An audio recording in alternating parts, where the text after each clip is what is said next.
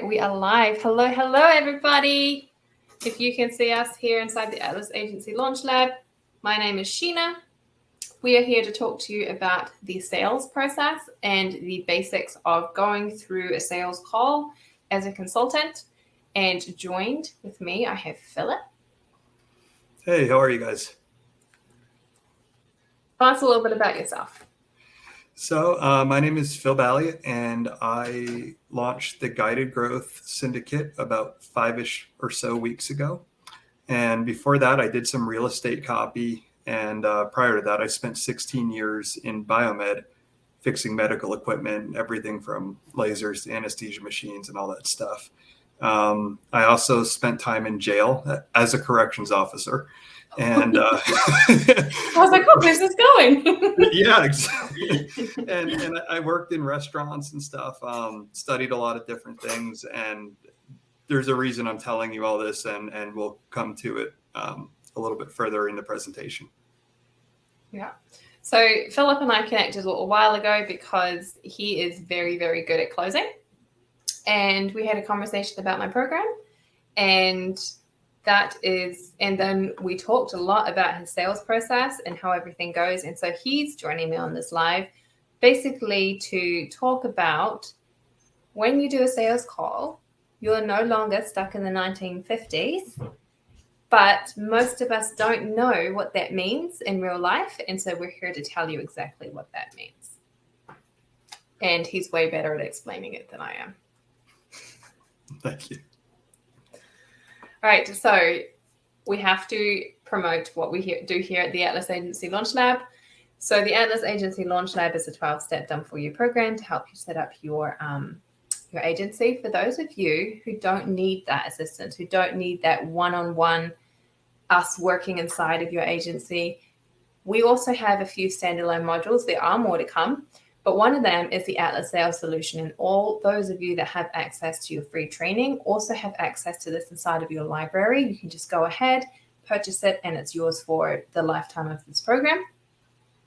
And inside the Sales Solution, we tell you a lot of what we're telling you today, but we also give you the exact questions to ask, the exact scripts that we use as agency owners to close some very, very big ticket items. All right. So let's run through it very briefly. It includes or goes on to the Atlas Audit Advantage, which we covered last week on Sunday night.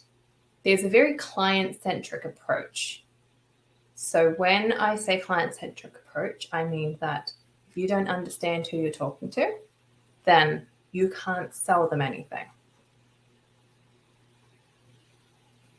Greetings from Bojan. Hi, how are you? So right now, Philip's going to jump in for a second, and he's going to tell us a little bit about the fact that when you're doing a sales call, you should be coming on as a consultant. Is that right? You want to meet people, and they're coming to you with a problem, and you have the solution, and you need to treat it that way. Sales professionals, it's a service position, right? We're here to serve people, and there's a way to do that, and there's a way not to do that, and that's what we're going to go over a little bit further in the presentation. Absolutely, yeah. Next is upselling strategies. So inside the Atlas Sales Solution, we do things a little differently than most agency owners are taught. Agency owners taught, and I still advocate for this, that you should have your foot in the door offer. What they don't teach you is that from that very first call that you have with your client or your prospective client, you should be laying out an entire pathway of marketing options. This is for multiple things. One, to set expectations, as we talked about in our onboarding training. And two, so they understand that you're here to nurture their entire business, no matter what it needs. And three, next time they aren't getting the return on investment they want, instead of running away and finding somebody else to do their marketing, they're going to come to you and say, maybe we need to talk about adding that next piece that you spoke about. So that is covered very detailed inside the sales solution. We also talk about value proposition development. All right. So I recommend that when you have your sales call, you should be asking questions such as, what's your best-selling service? All right. What's your return on investment for those services? How long do your current clients stay inside of your business, and how much do they spend during that time? All right. That's going to let you know as an agency owner how much work and how many leads and how many clients you need to bring into this business to get them where they want to go. And two, it's going to help you realize how valuable what you are selling them is. All right. So if I'm talking to a nail salon and I say, great, we'll just get you 5 new clients this month and you're all set, but they're only getting a couple of $100 in the client lifetime value per person I bring in, I'm really not adding a lot of value. So I need to be able to create a solution that gives value. And if I'm just suggesting lead gen, it's not going to work for them. However, if I'm talking to a contractor, a pool builder, somebody who does remodels, their profit is significantly higher. So I need to bring fewer clients to that business to scale it the way they're asking me to. The other thing you need to know about this is you need to know what's the onboarding process look like for new clients, what's the turnaround time, how big is your sales team, how big is their fulfillment team. All of these things are things that you need to know, and that's what you cover in the value proposition development. The other thing is relationship building and nurturing, and that's mostly what we're here to talk to you about today. When you have a client, your job is to build a relationship with them the same way you would build a relationship with anybody if you were thinking of dating or starting a relationship. This is a business relationship and it should be approached the same way. All right. So we're going to talk to you a little bit about that. Do you have anything to add before I go to the next slide? No, I don't. Perfect. All right. Sales calls has multiple moving parts. You're going to hear this said in so many different ways and worded so many different ways. But when we break it down, basically there's the preparation. So what do you do before you get on a call? All right. Jen's going to come on with us next week and talk a lot more about that. Preparation is whether or not you do an audit, like we talked about last week, so that you have a very clear understanding on what's going on inside the marketing world currently. Preparation can be you having a clear environment and less papers like I do, so that you can present yourself professionally. It can be washing breakfast off your face, or it can be changing your mindset. And when it comes to a sales call, I think mindset is probably one of the most important things. Would you agree? Absolutely. When you go into that, you're not just trying to close the prospect, you're also the gatekeeper for the reputation of the company that you represent. And I think that gets overlooked a lot. And it's really important you're not just trying to sell to anybody, because if you're doing that, you're bringing the wrong customer in.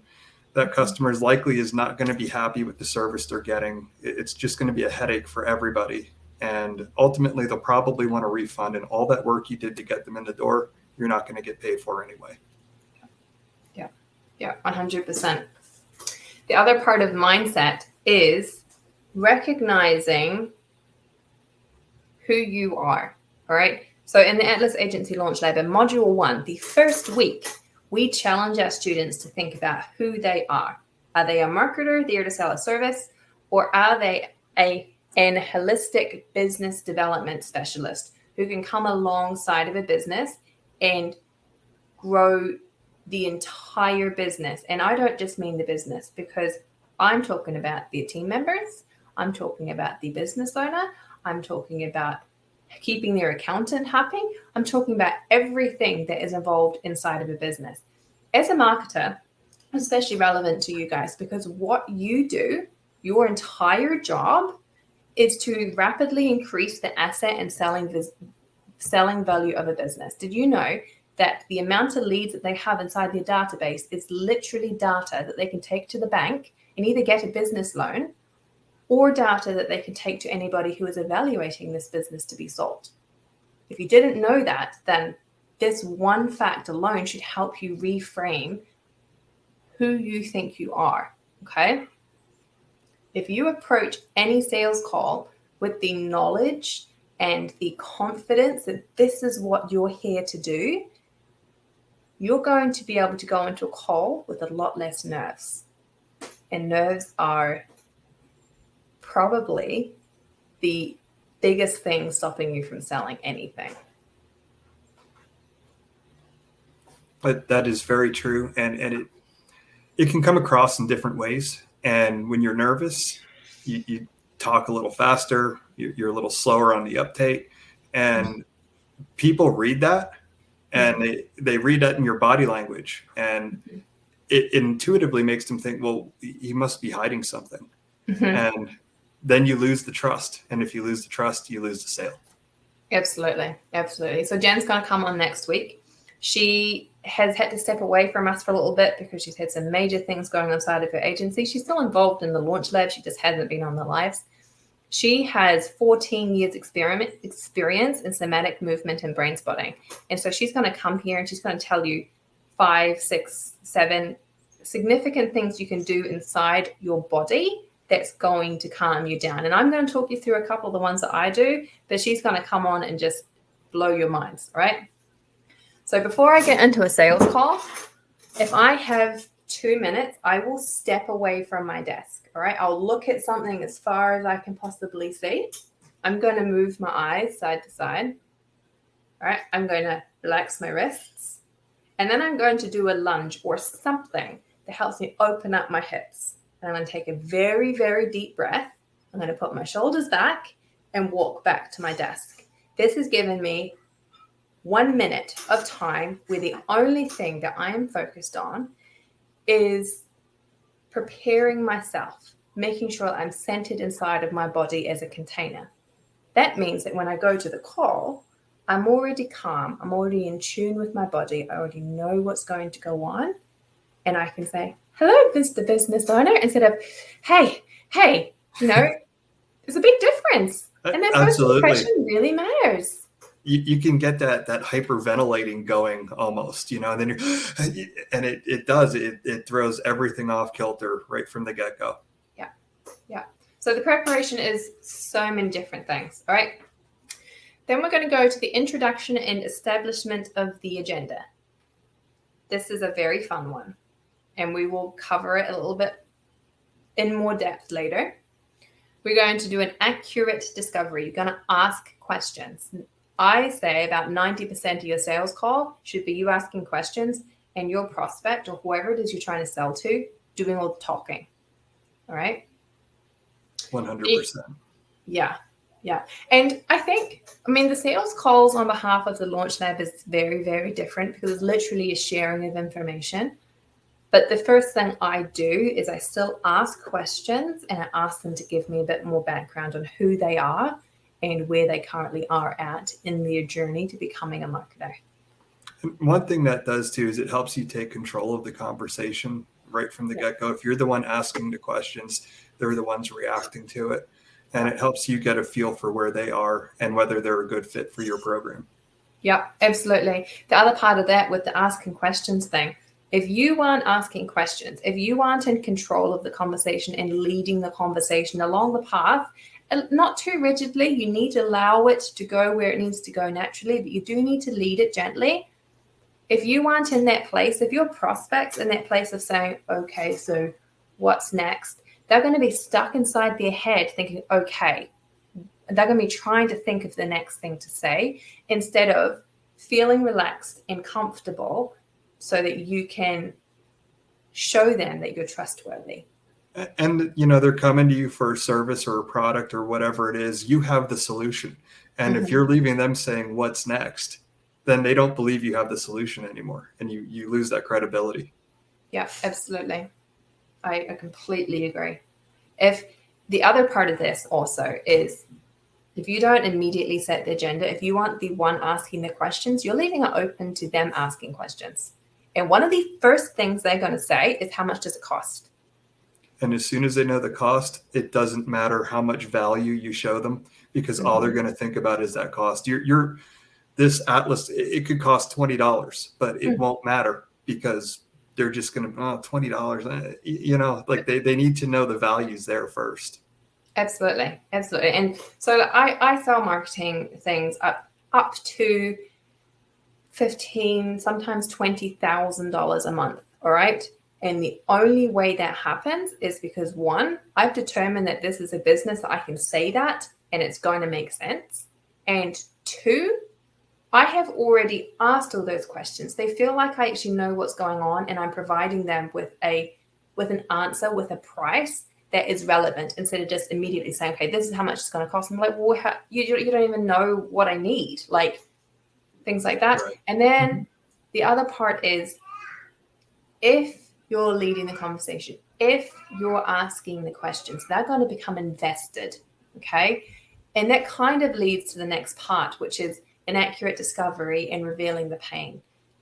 If they're invested, if they have admitted to you that, you know what, I get in my car and I sit in the car before I even enter my home because I'm just so stressed out about not having enough money to pay my employees, or I want to be able to work less inside of my business and I've just had a really, really hectic day because I don't have the money to hire staff or whatever. If they've got down that far with you, if they've admitted it, if they've named their problem, then you can use that problem and the extent of that problem and what it's doing to them and their family to make $20,000 feel like nothing, because it's solving that deep-seated thing that they have just revealed to you. And a lot of this too, like it's weird how we kind of act almost as therapists in a way for these people that we're talking to. They want somebody to hear them. And if you're asking the questions, it in their mind, you care, because nobody asks them this at home, because everybody knows what's going on with them at home. So nobody asks them. So now you're a stranger. They can feel safe venting to you, and they let it all out. And if you actively listen, they will tell you how to close them. Yep, absolutely. And it might feel really, really weird. Like, it can make you feel really, really small when you're going to go into a meeting and you know that this prospect is already making $2-3 million a year. He's going to turn up in a suit and tie, and it's intimidating. It can make you feel really, really small. But every single one of these people, no matter how successful, no matter how financially successful they are, still has these pain points that they are going to reveal to you. And it doesn't just give you the tools that you need to help them see the value of what you're offering. It gives you empowerment, because you're going to know that even though you're talking to somebody on a completely different level than you business-wise, that's still a person exactly the same as you are, exactly where you are at right now.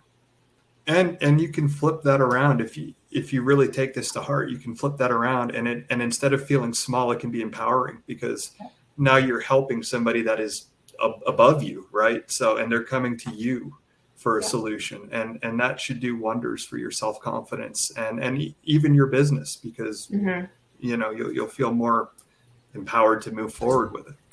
Absolutely. Like, one of the hardest things starting an agency for anybody, and it doesn't matter if you've already got 5 students or 5 clients or you've got none, you still have that imposter syndrome. You still have that, who am I to reach out to this business and say, hey, I can help you. When you conduct your sales calls this way, even if you lose them, okay? Let's say you're not closing anybody, but you're having these conversations with people. You are realizing that every single one of these people, 1, has a problem that you can solve, and 2, they really, really feel that problem so deeply, and it's going to make it feel a little bit less ridiculous to reach out to them. Oh yeah, and you know what? It's you record these, and you learn the ones that you lose. You learn from that. It doesn't make you a bad salesperson. It makes you're just learning, and you can do this for 20 years and still learn something. It's there's nothing wrong with that. I close all day, every day. Well, I don't close all day and everywhere. I still have an agency to run. I still have a family. I still have a life. But if you were to look at my calendar, which I think I've actually shared a couple of times, my calendar is very, very full. I have appointments all the time. I don't just close for my agency and on behalf of my students. I close for some other really big name agencies. And I still know I have so far to go in learning. And it's not because I'm not very good. My close rate is very high. But there's ways of thinking about things that hasn't even crossed my mind that for somebody else makes a lot of sense. And so I share my calls. Like, I don't record very many of my calls because I feel a little squeamish watching myself back. But occasionally I do, and I will share them with somebody, or I'll sit there and I'll do a mock call with somebody that I don't know as well. And they 100% every single time, they're going to say, hey, Sheena, you should be doing this. And I'm like, of course I should be. There's always a learning curve when it comes to sales. And there's always a new way to reach people on a different level too. You stumble across it by just talking to people and just doing it. That's the best way to get better at something, is just do it. Oh yeah. My first sales calls, my first like 10 sales calls, my husband afterwards, he'd be like, well, why don't you do this? And why don't you do that? And why did you let it take that long? And the only way I got where I am now is by doing it the wrong way. All right. But any action is, everybody will tell you, and I know my husband stole this from somewhere, I just don't know where, but he says it all the time. Any action, no matter how imperfect, is better than no action. No action. Yeah. Yep. Yeah. Very true. All right, so we talked about the pain, we talked about the discovery and everything else, and part of that, and it's probably already come out, you're probably not actually going to have to ask very many questions, because this is the part that everybody wants to talk about. That's their hopes and dreams. That's their destination. That's where they want to be. And they're going to think that that's why they got on this call. They're going to be like, I got on this call because I want to make this much money and I need this many leads to do it, and I want this. That's not why they got on the call. All right. Why they got on the call was that pain part that you just uncovered. But they think they got on the call because of this. And so that's going to tell you this so simply. Yeah. Yeah. It's the one thing that everybody loves to talk about is their dreams. And we have to convince them to turn it into goals. Yeah. Now, the reason why these two things are so important, and the reason why they're right next to each other, is because until you find out exactly the reality of where they are right now, and then you find out where they want to be, you can't close anybody. I mean, you might be able to, all right, if you're really, really good at talking it through. But if you want to consistently close people, you need to be aware of this gap, all right? And you need to literally show it to them. Okay, so I'm going to tell them, I'm like, okay, so this is where you are. This is exactly where you are. This is how you're feeling. This is what you've tried. This is why this is not working for you. This is where you want to be. You want to be on that beach in Bali, sipping those Mai Tais while you have employees doing all of your work. Now, how are you going to get there, Mr. Business Owner? I'm going to stop talking. That is so key. A lot of people miss that. You have to absolutely stop talking. And it's crazy because you hear that silence and you just want to interject and say something so bad, but please resist the urge. Let them, they might even have to think about it, right? Like, because you're showing them stuff, you're revealing things to them that they kind of know, but don't really know they know. So there's this processing part that takes place, and you don't want to interrupt that. You want to let them get through what they have to get through to get to where we want to take them. Yeah. And I'm making this sound so easy. It's not, all right? You're going to have business owners who are going to look away, be obviously uncomfortable. And if you're a person, if you're a human being, you're going to see the fact that the person on the other part of this call is feeling a little uncomfortable, and you're going to want to make that uncomfortableness go away, all right? But this is understanding their pain and getting them to respond to it, and recognition of the gap, and recognition of them saying, do you know what, Sheena Lee? I don't know how I'm going to get there. Those are the two things that you need to shut up and let that uncomfortableness happen for. Yes. Yeah. And I'm not an advocate of letting anybody feel uncomfortable. This is something I had to actively train myself to do. because I was that person that didn't shut up and just jumped into the gap. But the minute I learned how to do that, my close rate just shot right up. It's, you know, Ben Franklin once said, one of the best ways to help people out of poverty is to make them uncomfortable in it. And it's difficult to do, but, you know, stop and think about it for a second. If you're comfortable, you're not going to change. You might want to, but you're just not going to. So it's hard to watch, but it's for their benefit. It really is. Yeah.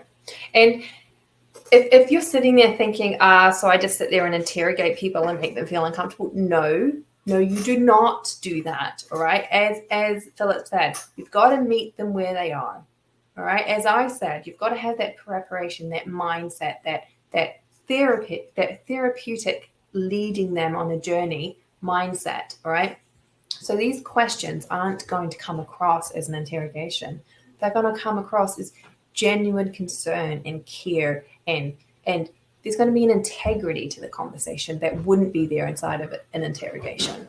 Yeah, this is all done with a very sincere heart. This is not, we're not shining a light on them, you know, show me your papers, you know, it's nothing like that. Yeah. Yeah. And I'm going to empathize with them. All right. So I'm going to tell them the God honest truth. You know what? I was once sitting there. My daughter was in hospital, tried to buy diapers. My credit card declined. I know that feeling. All right. I'm going to tell them the God honest truth. And I'm going to let them know they aren't alone. And if I haven't been in their position, if they're coming to me with something that I haven't been, I'm not going to lie, because they're going to know. People are very, very intuitive. So do not lie. Always have integrity. But you can always say, do you know what? I'm hearing that from other business owners, and you know, good on you for taking the step to change the situation for you and your team. All right. That's key. It's, you know, at the end of the day, when they're coming to you, that's a good decision on their part. They're trying to make a positive change, and that should be rewarded. There's no judgment, or there shouldn't be any judgment, you know, when they're telling you all the problems that they're having over here while they're trying to get here, you know. That's what we do, you know. So there's no reason to add to their discomfort. Yeah. All right. So the next part is the part where you can start talking. Now, most of us who are new to sales, or even aren't new to sales, but have never learned to shift our mindset and have never learned the steps in the pathway of a sales call, this is the part we usually jump straight into. And after watching the order asset last Sunday, this might be like what you think you need to do, but it's not. This should be maybe 10% at most of any call. Now, if you have a call that is a lot more complicated and it ends up being like 4 different calls because you have to get all these different decision makers on the line, and you need to talk to the board, or, you know, things like that, it could be a much longer process because the call is longer when you put it all together. But this is a very short part. All right. So the perfect solution. This is when you're going to use that order asset. All right. And you're going to say, okay, do you know what, Mr. Business Owner? I understand that you don't know how to get there, and that's okay, because you and I together are going to create a marketing plan that's going to get there. Now, see how I said together? There is a very huge part of ourselves that's very prideful, and you want to say, it's okay, I got the solution. Nobody wants to hear that, all right? Nobody cares what you have got. You have to do it together. And even if you are doing the entirety of the work, you have to partner with your prospect, right? You and them are working together on a journey this entire time. So if I said to my husband and I said, do you know what? I know how to fix this thing that's been bugging us, and this is what we're going to do. He's going to be like, hold up, Sheena. I thought we were married. I thought we were a team. I thought we made these decisions together. Same thing goes inside of your sales call, right? That, and it's still their business. So if you say, I know what to do, well, you're just going to make decisions about my business, you know, so you always want to do it like in a collaborative kind of way. Yeah.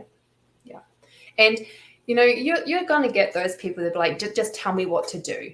All right. But if you make the habit of always being collaborative, then the 95% of people that are going to take offense to you wording it that way aren't going to take offense anymore. And those 5% who don't really care, they're still going to appreciate the fact that you're doing it this way. Right. So I'm going to say, okay, Mr. Business Owner, I've had a brief look at what you're doing, and then I'm going to compliment something about what they're doing. Even if my marketing brain is going a little crazy, going, oh, what are they doing? I'm never, ever going to say that. I'm always going to compliment something, right? Before I poke holes. Yeah, even if it's something as simple as, well, you're on the right track here. Because it's a very generic compliment, and if they're advertising, they are on the right track. Exactly. They might not be doing it right, but so it's a very easy way to just, like you said, compliment them and make them feel good about what they're doing. Yep, perfect. And if you can make it even more personalized to the person you're talking to, that works better. So one of my tips I'm going to give you guys is I will always take a very quick look at their website or the social media, and I'll see if there's a headshot of the person I'm talking to. Because I will always say, I love that you put your face out there. It's going to make them feel good. Everybody feels a little weird about their face being out there. Some of us are proud of it. Some of us are less proud of it. But the minute you say that, you've inadvertently complimented them as a person. And they're like, okay, now I can listen to her say something less positive. I like that. I didn't know that. That's a good trick. I like Thanks. That. It works. It really, really well. You have to let me know how it works for you. I'm definitely going to try that. Yeah. Yep. And if you have tricks, you need to tell me as well, because I want to hear. For sure. All right. So then I'm going to say, okay, Mr. Business Owner, compliment. And then I took a quick look at your marketing strategy right now, and I found a couple of ways that I think that we could improve what's currently happening. Okay. So I haven't said I found some holes or I found what you're doing wrong. Found some ways that we can improve what you're currently doing. And if you were to do 1, 2, 3, don't overwhelm them. This is not your turn to show off as a technical person. If you to do at most 3 different things, I really think that we are going to see a massive improvement on your marketing return on investment. Right? Now, the reason we use a we just then is because that's making them envision the fact that you two are working together. All right? So there's a lot of psychology that comes into it. Yeah. All right. And then you are going to map out a sales solution. Now, I'm going to tell you a little bit more about that later and give you my exact graph that I will draw while I'm on the call with them. It's exactly the same graph for 70% of them, but they don't know that because I'm physically drawing it and they think it's directly for them because it works for almost everybody. And then I'm going to ask them some questions. I'm not going to say, do you have any questions? Do you have any objections? I'm not going to say that. And I'm waiting for somebody inside the comments to tell me why not, but everyone's a little quiet tonight. The reason I'm not going to say that is because, of course, they have objections, but these multiple kinds of people you get on this call, and some of them are just pleasers. Okay, all of us have a huge amount of pleaserness inside of ourselves that we have to overcome, and it's often difficult for people to outright say, this is what I'm not happy about your plan. And I haven't told them the price. Okay, so this is not a price objection, but there are going to be objections. And if I talk about objections before I give them the price, then they already know that they're going to be heard out. They already know that instead of making up some fake excuse like I'm going to have to get back to you or whatever, instead of saying no, they already know that they can tell me something and I care about it. And I'm going to help them work on that, right? So I'm going to ask questions like, does this sound like a strategy that could work for your business? Of course it does. I know it's going to work for their business, but this is when I'm going to find out that they hate Facebook ads, all right? That they just really dislike Meta. Or this is when I'm going to find out that they've had a bad experience sending emails before. And I'm going to help them fix that, okay? So I'm going to say, do you know what? Yes, Facebook ads don't work very often, but that's because they haven't installed this tracking data inside the landing page that lets them do retargeting ads. Or yes, cold emails can often be returned as unsubscribed. But do you know what, Mr. Dentist or whoever it is, if we were to send out informative, fun emails that everybody wants to open, like alternatives to Halloween candy or something like that, they are going to open them. They are going to care, and your unsubscribe rate is going to be a lot lower, okay? So this is one way that you can start that process. Now, the old way of doing it was pushing them, right? Think used car salesman. Yeah. And it was, this is the car you want. Okay, now is it MasterCard or credit card, or do you want to use our financing plan? And there was no pause. They didn't want an objection. Objections were viewed as something that you needed to rush over and avoid the best of your possibility. I'm telling you that objections are going to be your best friends. Okay? Objections are what you want. If they don't come to you with an objection, any objection, doesn't matter how small it is, then you aren't going to close this call. Okay? Everybody needs to be told that it's okay to buy something. Everybody, even myself. And the way that they ask for that permission is to give you at least one objection. Okay, so inside my sales course, I have listed, there's like 15 different questions you can ask that are going to help them reveal whatever objection that is. And you can't move to the next part until you've done that. Okay. Next, we have the close. Now, most of us think the close means money in our bank. The close is not always money in your bank. The close can just be moving them to the next part of their buyer's journey, okay? But we're not going to talk about that today. The close is literally you saying this is how much it costs. Now, I'm not saying you sit there and you say, okay, Mr. Business Owner, it's going to be $20,000 for me to build your website, do SEO, run geofencing, and run Facebook ads. Don't do that. Never do that. What you need to do is you need to have the information from earlier on, the accurate discovery call, and you need to say, you need to get out a piece of paper. And you need to say, okay, Mr. Business Owner, this is how much money you said that you get in profit. This is your client lifetime value. All right.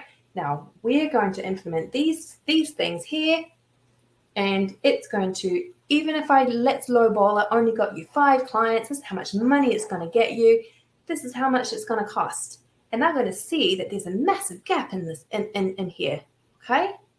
And they're going to know, oh, well, it makes a lot of sense. If I spend $20 and get $1,000, of course I'm going to say yes. All right. So if you map out your pricing structure in that way, using the information and ideally the notes that you have taken during the accurate discovery process, it's not just, I'll send you an invoice. It's literally, this is your business. These are your words. And the other thing I will say, this, you know that feeling you were telling about, I won't use these words, but that feeling that they told you about, to solve that feeling, it's going to cost you this much. And this is the expected return. Don't make promises, but this is the expected return. Okay? And the other nice thing about doing it that way is you're not really showing them, you are showing them the price, but you're showing them the value, which is more important than the price, because that's really what's going to sell them on the program. Yeah. And everybody out there is clever. They're very smart, and they have been burnt and they have been churned by marketers before, and they don't really care. They do care. They want to know that you've worked for people and you've got good results. They don't want to care about, they don't want you to say, yeah, I've done this for 15 other people and these are the great results I want. No, they want you to tell them exactly what you're going to do for their business. They don't want you to make promises or guarantees because they've been burnt by them before in the past. So you now need to find a new way to do it, and that's how you do it. Yeah, it's definitely a very saturated market. You go to the gas station and there's advertisements playing while you're pumping gas. So you have a very savvy market that's exposed to this all the time. And you can't just give them an invoice. You have to show the value. So I agree 100%. Absolutely. All right. The next part of this is embrace technology. Most of us already use CRMs. We take notes and do everything else. Telling you to go a step further. If you get anything like me, which the plan is to get everybody like me, you have 30, 40, 50 sales calls a week. All right. These sales calls are going to come back to you. Whether or not you close them, they're going to come back to you with questions. And if you mess up and you don't remember exactly who they are, exactly what they talked about, exactly where they're located, whether or not they do roofing or solar, you're going to screw that entire relationship up. Okay. So inside of your CRM, I suggest you all use Go High Level, but no matter what CRM you have, there's an option where you can put notes. All right. So I have 3-5 words per sentence. I don't even a sentence. I just put the bullet points so that when I glance at it, I'm like, I remember who Vince is, and this is what we talked about. And I can be like, hey, how was church today? Because I'll put, he went to church. He has kids. Something personal, right? So embrace technology. You desperately, desperately need to. Yeah, all that goodwill that you built up, all that sincerity, the minute you don't remember them, they start to question all of that. Yeah. Yeah. And they're going to think, well, she never cared about my business. Like Exactly. she never did. Or am I just a number? Like how many people is she doing? If she can't even remember my name when she wants me to buy something from her, then how is she going to remember to look after my campaign? Yeah. And if I'm just a number, maybe I can get this service cheaper somewhere else. Absolutely. Yep. And what you're selling is your brand. What you're selling is your personality. The person that they saw on that call is who they're buying from. So as much as your brand is incredibly important, and it is, so don't get me wrong, the person on that call is what they're buying. It's less the service and more the person. It's always a relationship. Yeah. All right. The other thing about embracing technology is we all love Go High Level and we all love the automations it has. You're going to add them to a weekly newsletter, some kind of nurture program. They're going to get a text message or an email saying, thank you for attending the call. They're going to feel recognized. A lot of them aren't going to know it's automated. You need to use it because it's what's going to keep your business working without you. Okay. And then the last one is to follow up. Zach, my husband's favorite thing to do when we get a hot prospect on the call, whether or not we close them, it doesn't matter, is to give them a handwritten note. And I say it's his because my handwriting is terrible. You never want to get a handwritten note from me, but he'll send them a card or something. Just be like, you know what, it was really great to meet you, and talk about whatever specific thing, personally, ideally, thing that they said. And I really wish you the best in your business. Look forward to working with you. Something, anything that makes you stand out from the hundreds of thousands of other people out there. One thing you can do too, if you guys have hobbies, like I like to make my own hot sauce. And when I close clients, I actually send them a bottle of my homemade hot sauce. So it'll be in the refrigerator and stuff. So it's always kind of like top of mind, but with the handwritten note. And not only that, but now my hobby is part of my business. So I get to weaponize that in a way that I otherwise would not have been able to. Yeah, so I haven't got this hot sauce yet, guys. I mean, I need to find something that needs to sell me. The other part of that, though, it brings up a very good point. So you know how we talked about the fact that the close isn't always putting money in your bank. Sometimes it's just moving them to the next step. And when that happens, especially if you're working with like big executive types, if you don't have, even if it's just yourself, you're a solopreneur, you can have a process in place where for those very big hot prospects, you need to get back to that call, because the big ones are usually talking to 3, 4, 5 different marketing agencies. Let's be real. All right. You can say, all right, this is worth $20, $50, whatever it was. And you can send them a gift. And have a little handwritten note saying, I love talking with you I'm using Vince because I don't know anybody called Vince. I love talking with you last week, Vince. I cannot wait to discuss whatever. Take it a step further. Just check out their Facebook profile. Do they have a dog? If they do, put a dog toy or something in it. Hey, it'll help you stand out and show a personal side. Yep. And sometimes it's the person that talks the loudest. All right. And so if you're that person that talks the loudest subtly by sending something personal, you're the person that's going to get it. Yep. Yeah. Sure. And to bring it back to that dating analogy that I said, a sales call is very similar to a first date, a second date. All right. Even if somebody fluffs up on a date, okay, let's say they fluff up on a date, because everybody does. I don't anymore because I'm married, thank goodness. But back when I was dating, I would fluff up all the time. Or somebody else would fluff up. And if they gave me a call or a text message, or I remember somebody literally put chocolate brownies on my front doorstep on the way to their work because, just hey, had a great night last night. It put a huge smile on my face and made me think, maybe I need to go on a second date with this person. At the very least, call them back, Absolutely. Absolutely. So you can use the same tactics that you use to get the girl to dinner to get a prospect back on the phone.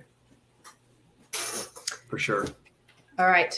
I'm using up a lot of our time here, so we're going to move on. This next one is about relationship building, prospect nurturing, two reasons people don't buy, two kinds of people, 2 + 2 = 4. Yes. So when you're talking to prospects, there are 2 reasons people don't buy, and there are 2 kinds of people, and there's a reason we have 2 + 2 = 4. We're going to move on to the next slide to find out why.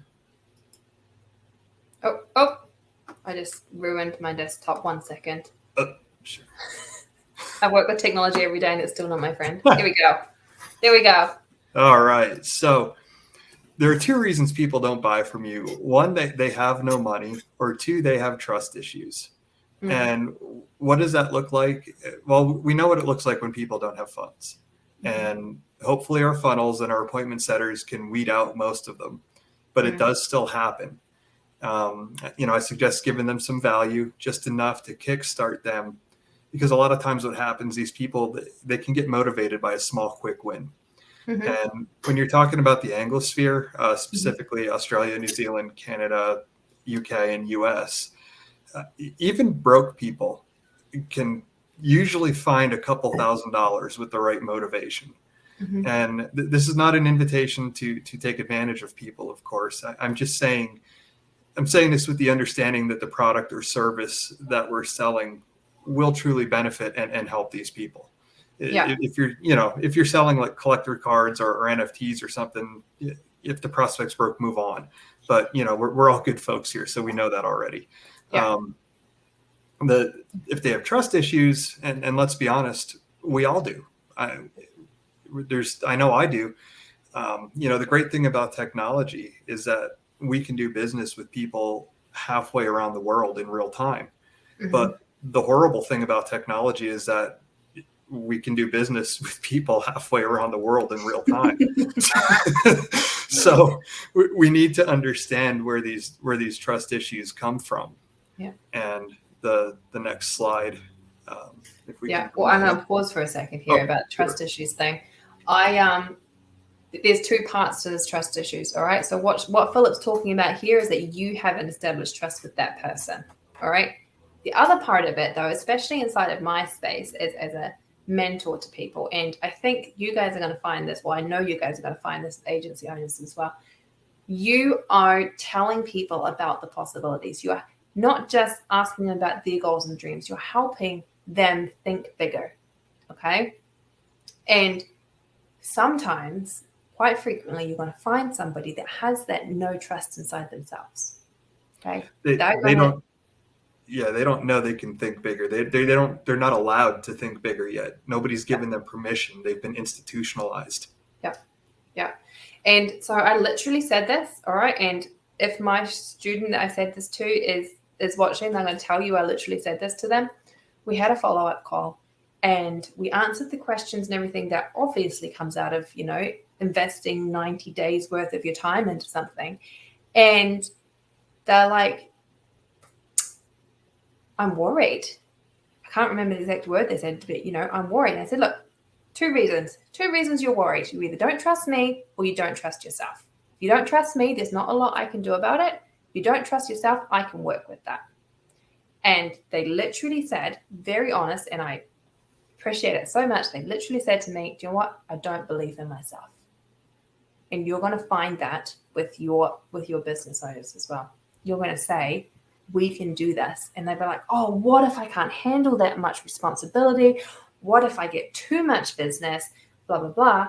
You have to let them know you believe in them and they can believe in themselves too. Yeah, they need that permission. Absolutely. Yeah. All right, next slide. So there are 2 reasons people won't buy, but there's also 2 kinds of people. There are main characters, and there are people that think they're main characters. Mm. And what I mean by that is we all know what a main character is, right? There's the Kardashians, there's a Tom Brady, and in our world, there's Alex Hormozy, and really just any type of successful influencer.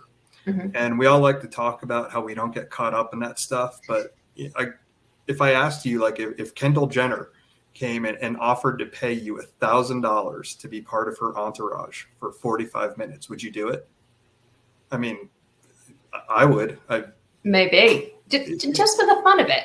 Yeah, I mean, so like I would do it, and I would do all the entourage-y things that go with it. I'd laugh at her jokes. I'd make sure she looks prettier than me in all the photos. Because that's what side characters do for main characters. They help them shine. Any movie you've ever watched, the side characters are always there to augment the main character. And when you're selling something to a main character, all of these behavior traits, they're expected on some level, because during a sales call, you are literally being paid to be a side character in your prospect's story. Yep. So it's not disingenuous. Some people say, oh, well, you're doing it for the sale and you're faking it. Well, yep. I'm not. I love the fact that I get paid thousands of dollars to converse with people for a living. Like, that's so awesome. So my care and my excitement is genuine because I love what I do. And if you love what you do, it's going to be the same way. So that's how you deal with main characters. But what do we do with people that, they don't have the same riz as the MCs? It's pretty simple. You treat them the same. Yeah. Because it's still their story. They just might not know it. And that's what you were talking about before, the people that don't trust themselves. Yeah. They don't know it. So you have to explain to them or help them realize that it is their story. And that sales call will then go one of two ways. They'll be blown away by how much attention you're laying on them. Or they'll be distrustful of it because they may not feel like they deserve it. Yep. So we need to let them know that our sincerity is real in both cases. And the sooner we get that trust barrier broken down, the sooner we'll close that deal. So with these people, the sales calls are either going to be really short or really long. I've rarely seen any in between in this category. Yeah. No, I completely agree. And, we had that conversation a little bit before about saying, we are going to do this and we are going to do that. And this two main character things is way more important when you're talking to business owners, because you're talking to business owners about something that they have put their blood, their sweat, their tears into. Think about yourself. All right. Just most of you all that I'm talking to inside this group have an agency with 5 or less clients. All right. So you're all still in that dreaming stage, that I'm going to get there stage. All right. But you're also in this, I'm either working 60-hour weeks or I'm not doing anything phase. Okay. And your business owners either are there or have been there, and they're going to take it extremely personally. If you go into a call, like most salespeople go into a call, you have this pitch deck and you're like, all right, I'm going to tell you how my service is going to make your thing work and how it's the best for everybody, and we're just going to do this. They're going to be like, so you're sitting here telling me that I'm doing it wrong? Because trust me, I've put 3 years of everything, and I've missed bowl games and everything for this business. You can't tell me I'm doing it wrong. That's what's going to happen. Right? Yeah. So everybody you talk to is a main character. There are some who don't realize it yet. Okay. But you as a salesperson, no matter who you're talking to, always needs to have that deference, always needs to have that, we are going to do this. Imagine if we could do this. All right. And the other part of it is, yes, you are an expert. Yes, you sat down in front of your computer and you did that 10, 15-minute order asset. And so you already know what they need to do. That's to pump you up, right? That's to make you feel that you have the confidence to walk into a call and sell a solution. It's not for you to sit there and say, Mr. Business Owner, you're doing it wrong, and I'm here to tell you what's going on. Because if you do that, you're going to lose everybody, no matter if they're the main characters or the people who think that the main characters. Yeah, at that point, you've inserted yourself as the main character, and that's never the role of the salesperson. Yeah, absolutely. All right, I'm going to go next slide. Is that okay? Yep. All right.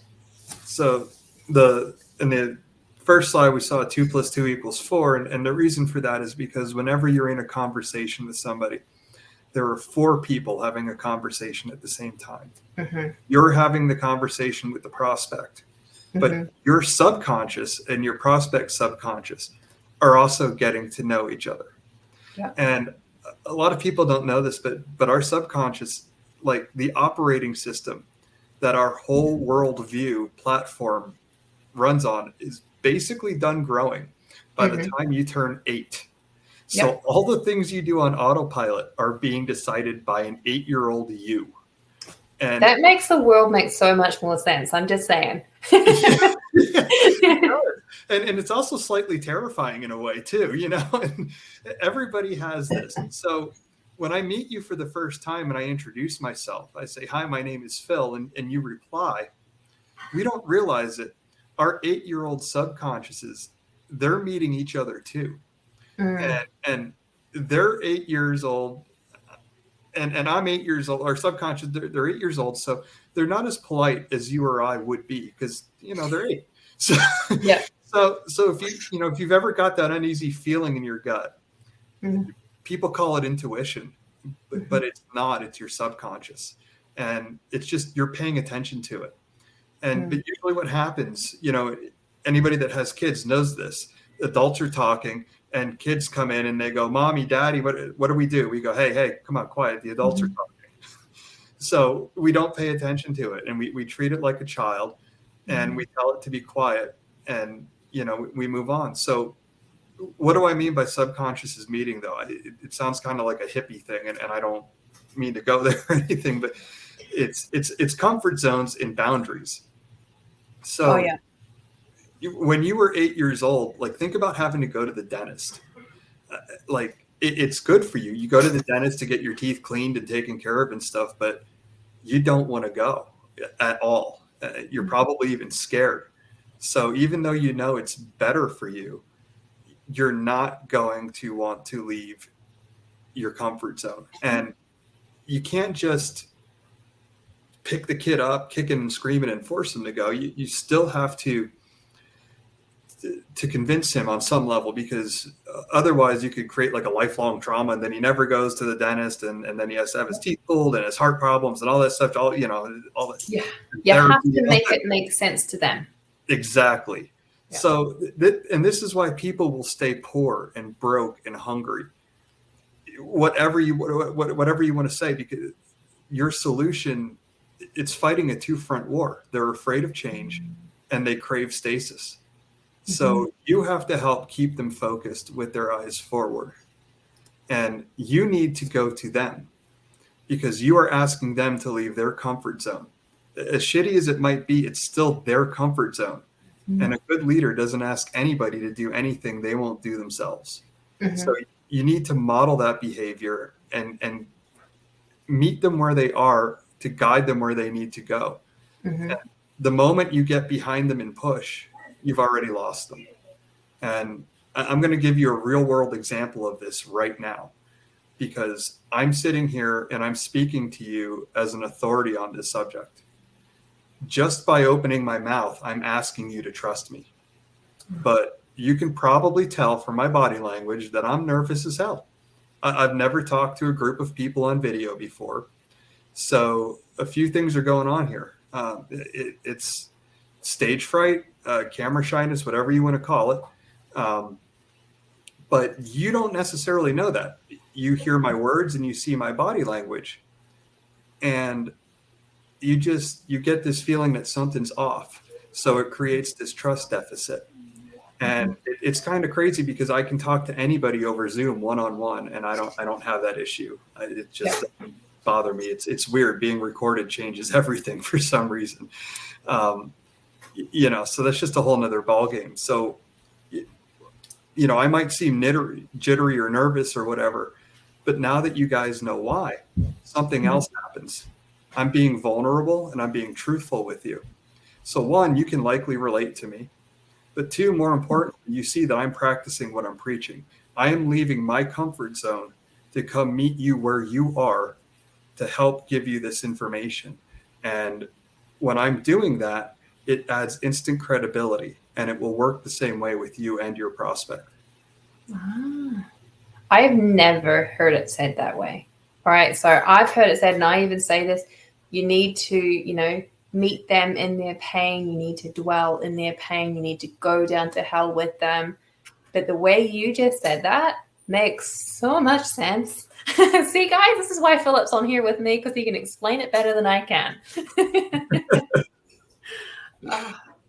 Thank you. Awesome. I appreciate that. Yeah, that is awesome. And by the way, those nerves, you're doing awesome. Appreciate that. You should watch my first ever live. Oh my goodness. Thank goodness that Jen was on there with me, because it was not pretty. All right. So I'm not sure how well you can see this screen. All right. So this is basically the steps that we went through before. Okay. This is the preparation, connect, inaccurate discovery, reveal the pain. I've just put in there a little bit more information. Okay. So inside the preparation, I say run a brief audit, see the Atlas Agency Launch Lab audit for that. Turn up to the call on time, wear business casual clothing, minimize background noise, and have a non-cluttered background. If you see me going super, super close, because I'm trying to read the tiny screen, I'm sorry, guys. Phase 2 is connect. All right. Connect means not say, hey, Mr. Business Owner, how was your weekend? They know you don't care.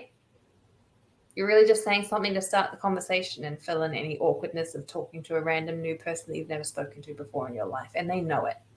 Don't ask them. All right.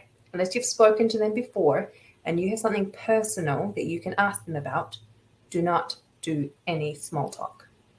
Okay. Go straight into powerful questions. Now, some people completely disagree with me. And if you do, and you have a process that works and you feel like you can connect with this person, go ahead and do it. Honestly, go ahead and do it. Just because I'm saying not to do something, don't do it. But I am telling you from all my experience in sales, don't do this, because that connection, that empathy, that showing them that I'm the person as a person as well is going to happen during those deep, dirty questions that you're asking. It doesn't need to happen right now. I don't care if they went to the ball game last weekend. What's that got to do with why I'm here?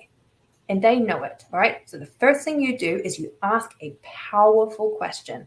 When I mean a powerful question, I mean a question that gets right down into exactly where you need to go. One, this sets you up even further up there as control of the conversation. Two, you've asked the question before they've had a chance to settle into that, I'm going to play it cool. You've taken them off guard, and you are right, have them right where you need them to be. Now, this sounds nasty. This sounds like, hey, guys, you're playing chess and psychological warfare and all of those funky things that nobody ever wants to do.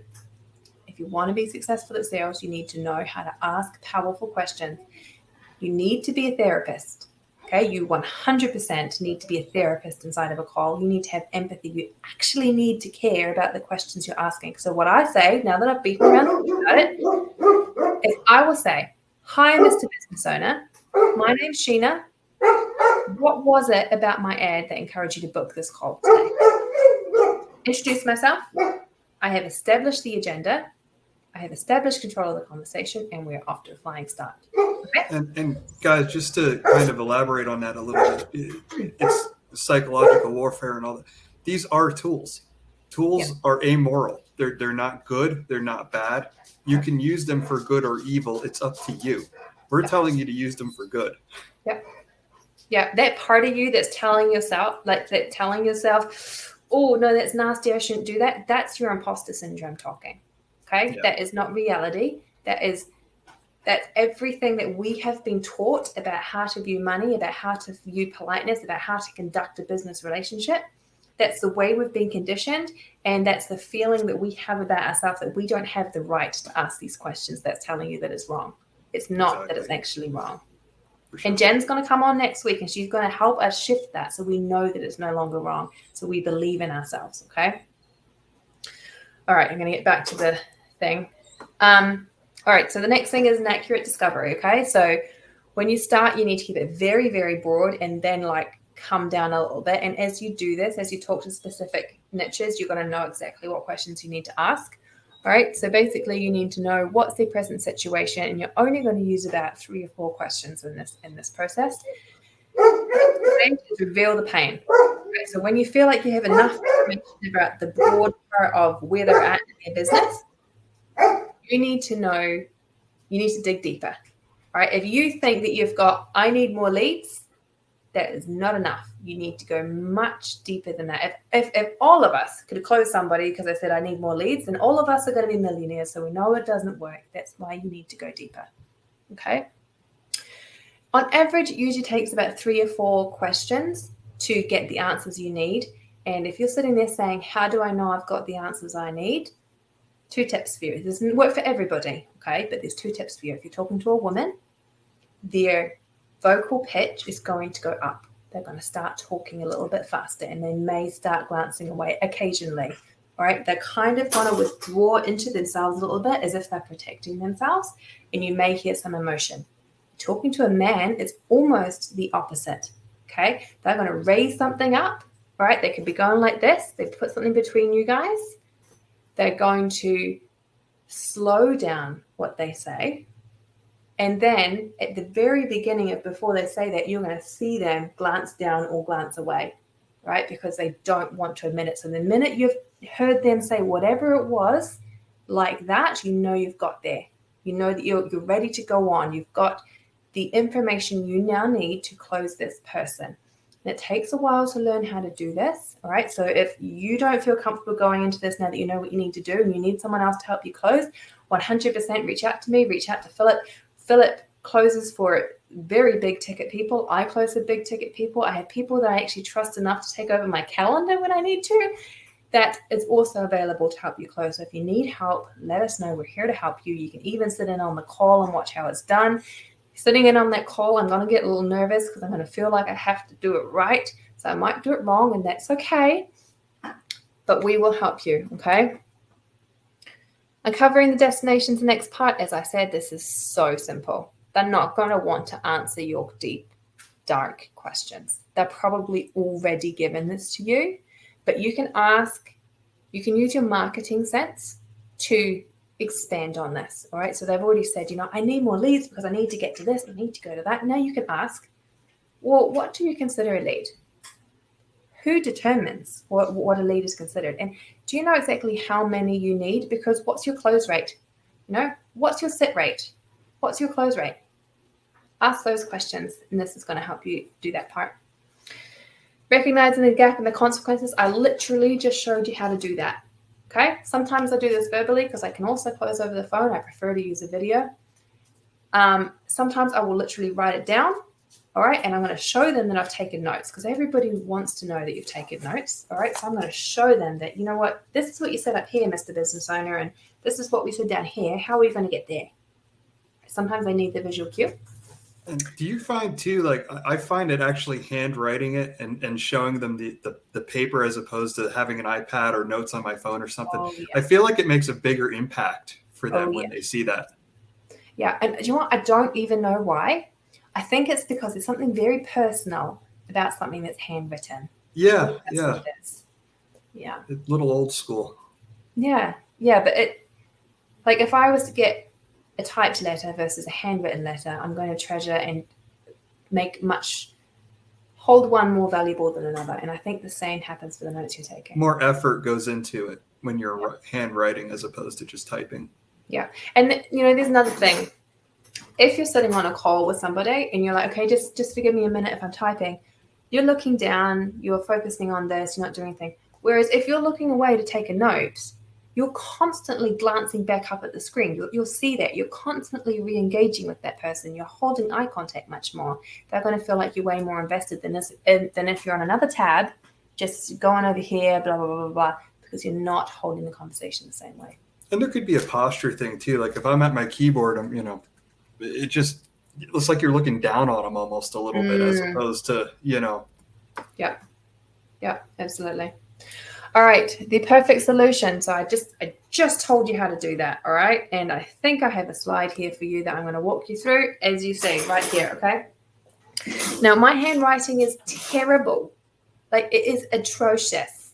So I don't necessarily want people to see what I'm writing. However, with this one in particular, I do, and I just use like FB and LP, all right? So you don't have to be perfect at it and know how to write backwards when you're holding this, blah, blah, blah, blah, blah. You're going to write this out and you're going to say, look, Mr. Business Owner, we're going to do, first thing we're going to do is right here, we're going to run ads. Now, I put Facebook ads, it could be Google PPC ads, it could be TikTok ads, it could be whatever is working for their particular thing, okay? And then that's going to be run up here to, it's going to run over here to a landing page. And inside that landing page, we're going to have a pixel installed, which is going to run it back here. And it's going to get retargeting ads, which are going to be cents on the dollar for you. And all of these are going to get sent to a thank you page. Sometimes that thank you page, we have a booking page inside of here. All the leads that you get that don't book on the booking page are going to get sent over here to your CRM, to your customer database. From that customer database, we're going to send emails and text messages. We're also going to use that database to get you some more reviews. These reviews are going to support SEO, which takes up to 6 months, which is why we need the Get Business Now one. And then the other part that we're going to do to support everything that we do right here is we're going to nurture all your current customers and all your current leads as newsletters, and we're going to use branding so that they're aware of extra things that you do, know that you're still relevant, and gets you more customers to see these ads. All right, see how I did that? It feels extremely personal, doesn't it? I'm not going to talk that fast. I'm not going to be that messy. I'm going to take more time and I'm actually going to explain it. Don't use too much technical things.